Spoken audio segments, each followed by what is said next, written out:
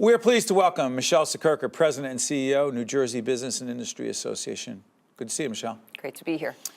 As usual, BIA has done an important study, in this case looking at the current regional business climate in New Jersey and how we rank, what, in the region, the country, what? Well, unfortunately, when it comes to regional competitiveness, we are dead last.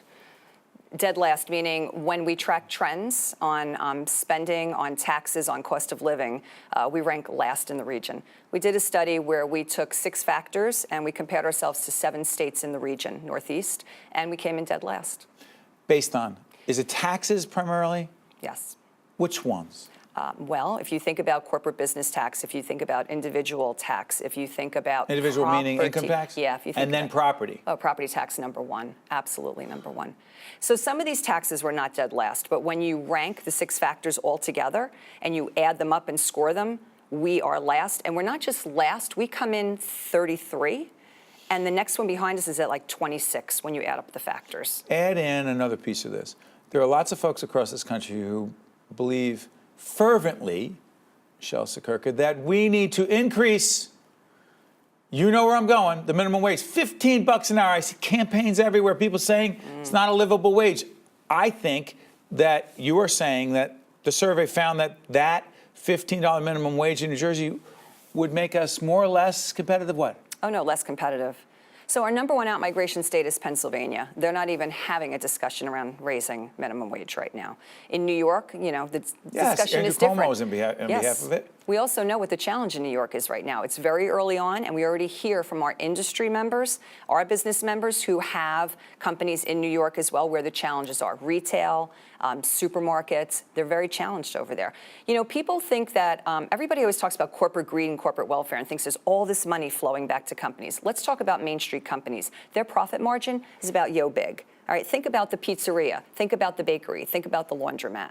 Okay? When you go in, you take and expand their expenses, what do? It's a balance sheet. They either have to increase cost or they have to cut expense. It's very easy, right? I mean, the math's easy on this.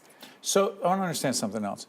The income tax, and again, we are doing this program, we don't know as we do this program whether there's going to be an increase in the quote-unquote millionaires tax in the state. Governor Murphy has talked about it with us many times and more importantly with many other media organizations, said it publicly. The income tax rate in the state of New Jersey is? Well, the highest is 8.97. Yep, as we speak. Yes. In Pennsylvania, what is it? Oh, now you're testing me on my numbers. It's 3%. Correct. Thank you. It's 3%. It's 3%. Significantly in lower. In New York, I believe, check this out, team, as we're talking, I believe it's 5-ish. And in Florida, do you happen to know? It's 0. And why do I raise it? I'm just curious. Yeah. Doesn't matter. You could think taxes need to be raised or not. That's your business.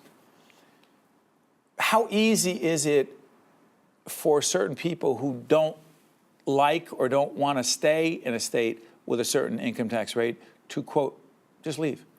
It's very easy. So here's our #1 challenge is that #1 out-migration state, Pennsylvania, right across the river. Bucks County, Lehigh Valley. I mean, just go up the Delaware and see the migration that has taken place over time. I live and work in Mercer County for 2 decades. I have watched Bucks County grow as I've watched Mercer County not grow.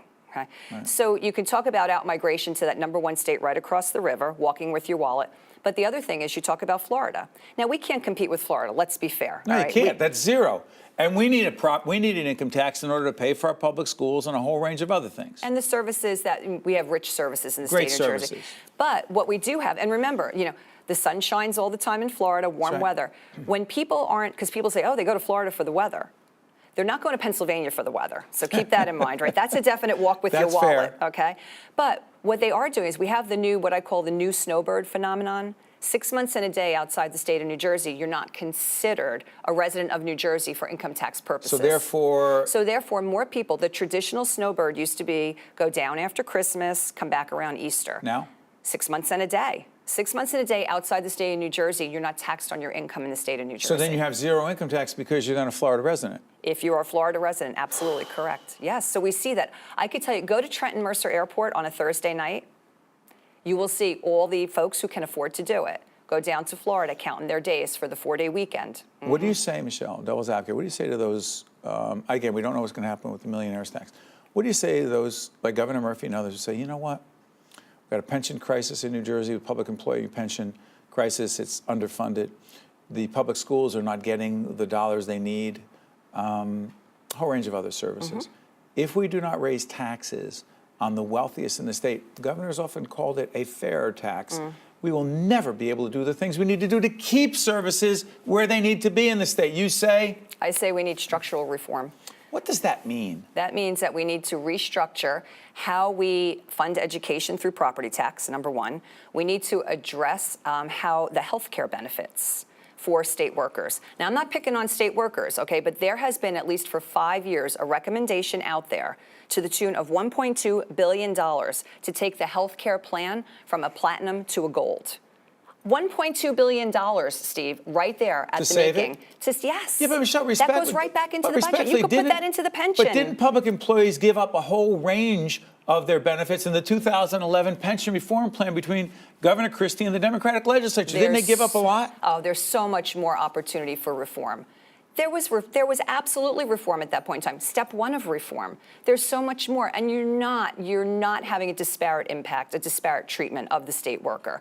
Take a look in private sector. They don't say that. Oh my gosh, look at private sector benefits, okay? There's no such thing as pension plans anymore in the private sector. Everybody's on a 401k, number one. Number two, look at healthcare. Number one issue to New Jersey business every year when we survey them, rising cost of healthcare, rising cost with less benefit. More and more, the businesses are having to put that on their employees to pick up more of the premium. But public employees, without belaboring this, say, we get paid less than they do in the private sector, which is why these benefits should come to us. Yeah, I would respectfully disagree. You know, this isn't the 1950s, 60s, 70s, okay? We have spent years making sure that state workers get competitive wages, negotiations. I was on a school board for over 10 years. I negotiated 6 labor contracts. I know how the process goes. People are treated fairly here. They're treated fairly. Real quick before I let you go. This whole question of tax reform, comprehensive tax reform, do you believe that we should lower the income tax rate? We should do everything we can to bring more relief back to residents. Michele Siekerka, who is the president and CEO of New Jersey Business Industry Association. Thank you, Michele. As always, check out next time. Be right back right after this. I swear I can do that.